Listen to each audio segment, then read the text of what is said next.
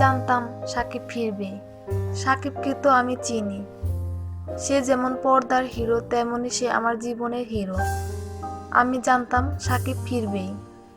মুঠোফোনে প্রথম আলোকে কথাগুলো বলেন টলিউড নায়িকা অপু বিশ্বাস।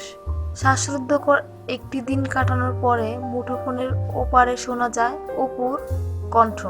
তিনি বলেন, আমি এখন অনেক খুশি। গতকাল আমাকে দিয়ে অনেকেই অনেক কিছু বলিয়ে নিতে চেয়েছিলেন। আমি সবাইকে অনুরোধ করেছিলাম যেন আমাকে অন্তত 7টি দিন সময় দেন। তারা খুব অস্বস্তিতে পড়ে গিয়েছিলাম। আমি জানতাম সাকিব এটা সহ্য করতে পারবে না। গতকাল সে স্বাভাবিক ছিল না।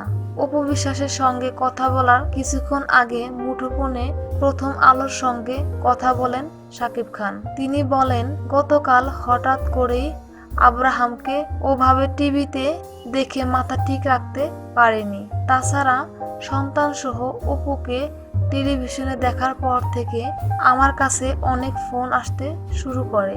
নিজেকে সেই সময় নিয়ন্ত্রণ করতে পারিনি।